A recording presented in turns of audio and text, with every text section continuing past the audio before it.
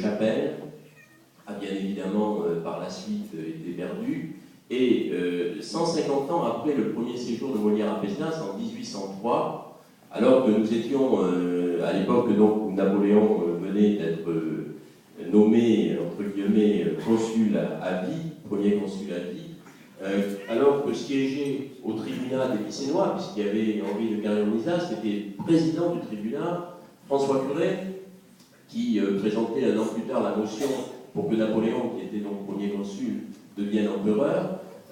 Donc certains Picénois ont choisi de se fédérer pour acheter ce lieu et en faire un théâtre. Donc ce théâtre, c'est une initiative populaire de 1803. C'est derrière une initiative qui a été reprise par la ville, et reprise par la ville au milieu des années du XIXe siècle, donc en 1857 très précisément. Ça, en 1857, donc, ce théâtre est devenu propriété municipale après avoir été pendant 2 ans porté par un des adjoints qui l'avait acheté à titre privé. Ça, c'est pour la petite histoire.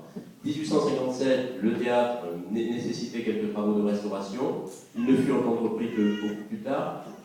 Et effectivement, c'est un architecte, l'architecte de la ville, qui s'appelait M. Jambon, qui en 1901 a refait ce lieu et nous sommes aujourd'hui restés, comme dirait Anigora, dans le jus, dans l'esprit de ce qui était le lieu originel. Ce que nous avons voulu, c'est garder cet état, parce que c'est celui qui correspond à des choses fortes pour Pézenas. La fin du XIXe siècle à Pézenas, c'est le début du moliérisme.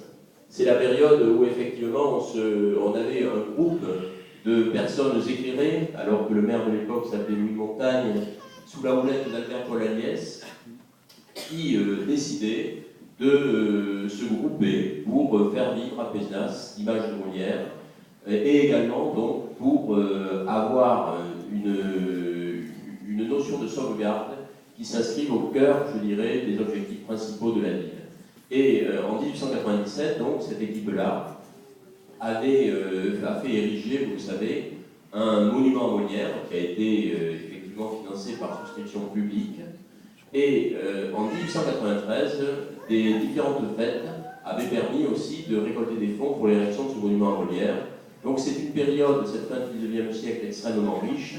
C'est en 1893 que, dans ce théâtre, vinrent les acteurs de la comédie française, au premier plan desquels Coquelin-Cadet, qui fut fait quelques années plus tard citoyen d'honneur de la ville de Pézenas et qui devait inspirer le fameux monument à Molière, qui porte aussi, vous le savez, des éléments forts de notre patrimoine, qui est sur ce rideau, d'ailleurs, le monument à Molière est sur le rideau, avec Lucette, qui symbolise donc Pézenas, l'esprit de Pézenas, Lucette, le personnage principal de Monsieur de Pourceaugnac, avec Coquelin-Cadet, son masque, avec le docteur Bastard, en satire, enfin vous connaissez toute cette histoire-là. Donc cette période de la fin du XIXe siècle, début du XXe, c'est un tournant dans l'histoire de Pézenas, c'est du comité Molière que devait naître ensuite, toujours grâce à Albert Polanès, en 1921, l'association des Amis de Pézenas, qui a contribué depuis le début du XXe siècle donc,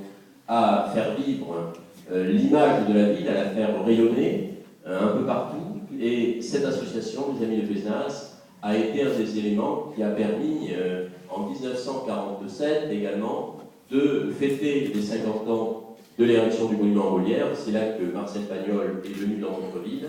C'est là que Marcel Pagnol a dit « Si Jean-Baptiste Poquelin est né à Paris, Molière est né à Pézenas ». Et c'est malheureusement quelques mois après que, pour des raisons de sécurité, comme le rappelaient M. Martin et M. Pétavin, le théâtre devait fermer. Donc rideau, mais là, de manière définitive, pensait-on, ce bâtiment est devenu une salle de boxe.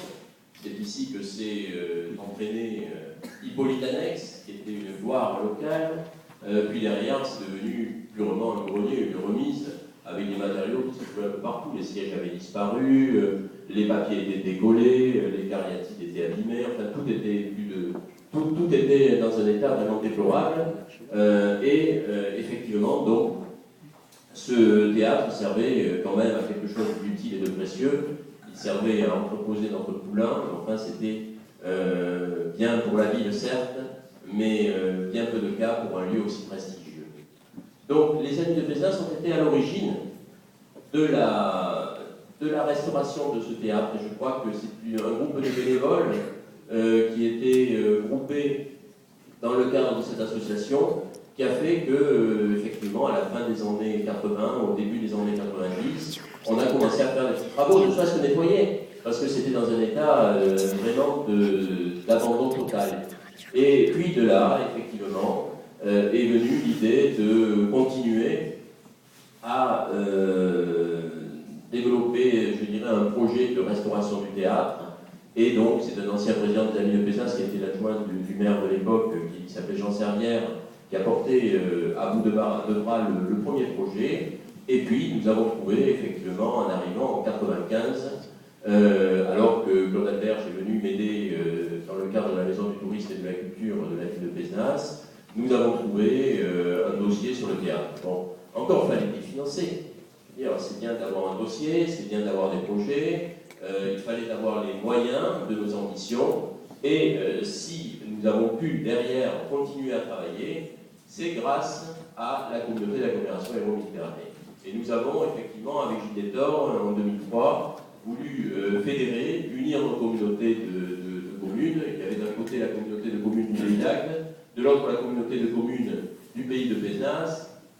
Il a fallu grouper tout ça, faire notre communauté d'agglomération, que Péznas et Agde soient présents de manière éminente au sein de cette communauté d'agglomération, que nos amis également élus qui sont ici très présents puissent tous apporter leurs compétences et derrière que nous puissions planer des moyens nouveaux auprès de l'État par la dotation globale de fonctionnement qui était dopée par la puissance fiscale d'Agde pour pouvoir réaliser des projets sur notre territoire. Ces projets, ça a été pour Agde une piscine qui est magnifique, pour Péznas qui était l'autre centre par rapport aux 19 communes qui composent la communauté d'agglomération Hérault-Méditerranée. Le choix s'est porté sur ce lieu. Et entre-temps, on a quand même continué à travailler sur le patrimoine piscinois avec la réhabilitation de la place des États du Languedoc, avec le Cénovision Molière, avec le Centre d'interprétation de l'architecture et du patrimoine, parce qu'en 2003, nous sommes devenus aussi Pays d'art et d'histoire avec 8 communes autour de Péznas. Et derrière, donc, nous avons pu relancer la restauration du théâtre, cette restauration qui nous tenait vraiment à cœur. C'est vrai qu'à Péznas, il y avait des activités culturelles diverses et variées. Bon, historiquement, la Mirondella del Tsar, je salue le président présent dans la salle, Christian Sampéré, qui depuis 1966 animait la ville en été, avec 1966, c'est la période où Péznas était également doté d'un secteur sauvegardé, c'est une période importante pour la ville. C'était la période où la côte était habitée par des projets avec la mission Racine et le développement des stations nouvelles. Il fallait que Péznas vive et vibre, et donc il était à ce moment-là des amis de Péznas, toujours, de cette association importante pour notre cité, est partie l'idée de créer un festival estival qui a été un des premiers, je dirais, du sud de France. Ce festival, c'était et même de France, c'était la Mirondella des Arts, et ça a permis effectivement d'entretenir une activité importante aussi dans le domaine de l'animation théâtrale. Depuis, nous avons l'Illustre Théâtre qui est aussi né d'ambition de projets privés, et je crois que c'est une excellente chose pour la ville. Et aujourd'hui, donc, il y a bien évidemment de très nombreuses actions culturelles sur la ville qui sont portées par le tissu associatif. Elles pourront bientôt bénéficier d'un lieu nouveau pour s'exprimer, mais ce qui se passera demain sera fait sous le contrôle de la ville, puisque c'est la ville qui va, une fois le lieu restauré, en reprendre la gestion.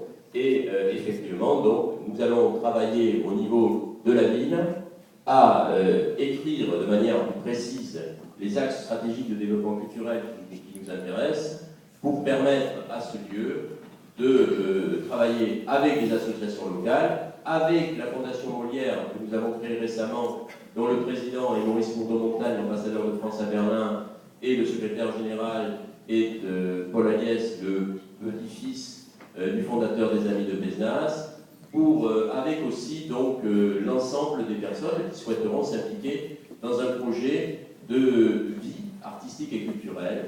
Ce lieu a été un lieu magique, ça a été le foyer de l'activité culturelle de la ville de Péznas, avec le bel canto, avec le théâtre, avec des genres divers et variés. C'est aussi un lieu extrêmement chargé d'histoire et de sens pour les Picénois, parce que s'il a fermé en 1947, de nombreuses personnes qui aujourd'hui ont un certain âge se rappellent avoir ici même donc, fait des spectacles pour enfants. Et dès lundi et mardi, nous aurons les enfants de la ville de Pézenas qui vont venir visiter ce théâtre. On souhaite là aussi que l'histoire puisse se répéter, que chacun des Picénois du territoire de Pézenas, avec cette magnifique communauté d'agglomération, puisse profiter pleinement de ce lieu. Et puis, comme nous sommes des gens généreux, bien évidemment, nous ouvrirons à tous les touristes qui voudront nous rendre visite. Et c'est vrai que la vie est en train là aussi de changer de cap, de changer de dimension, avec depuis quelques années un équipement hôtelier qui s'est rehaussé de manière significative, avec bien évidemment des chambres d'hôtes qui fleurissent un peu partout, avec un hôtel 2 étoiles aux portes de Pézenas, avec la requalification qui a été faite de l'hôtel Molière, avec l'ouverture de la distillerie des Templiers il y a maintenant 2 semaines, avec 50 chambres dans l'ancienne distillerie qui était une friche industrielle qui ressortissent à un niveau de 5 étoiles, donc je ne peux que vous recommander aussi. Donc c'est un établissement hôtelier de haut de gamme qui s'implante à Pézenas. Et puis grâce aussi à la communauté d'agglomération Hérault-Méditerranée, et je tiens encore une fois à remercier le président, mais aussi l'ensemble des élus, nous aurons bientôt dans le cadre de Pézenas une boutique-galerie qui prendra le relais de la Maison des Métiers d'Art. La Maison des Métiers d'Art, c'est quelque chose qui aujourd'hui a vieilli, mais demain il va falloir refaire autre chose. Ça sera une boutique-galerie pilotée par les Ateliers d'Art de France, qui est la chambre syndicale la plus active, qui gère le salon Maison et Objets, le salon du patrimoine culturel. Donc aujourd'hui, un nouveau souffle pour Pézenas, un nouvel élan, avec au cœur de cet élan ce lieu magique qu'est notre théâtre. Donc je tiens à vous dire un grand merci, parce que tous ceux qui sont ici aujourd'hui, je le sais, nous ont soutenus pour que ce lieu soit rouvert. Je le disais tout à l'heure à Béatrice Négrier que, par exemple, au niveau de la région, nous avions eu d'abord l'appui de Jacques Blanc, qui avait été vraiment un des pivots de la première tranche de restauration. Et derrière, donc, quand nous avons parlé avec Gilles Détor à Georges Frêche de ce projet, nous avons été aussi extrêmement encouragés, extrêmement soutenus.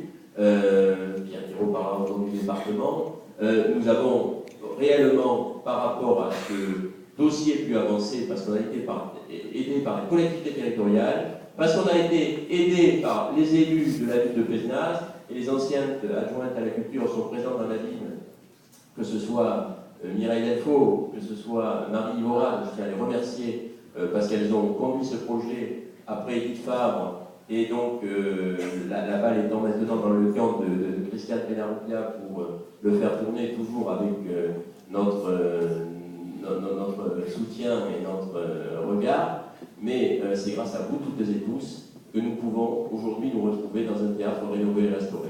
Donc pour une fois j'étais un peu long, c'est pas mon habitude, j'aurais plein de choses à vous dire encore. Si je tiens à dire une chose, bon anniversaire à André Laurent.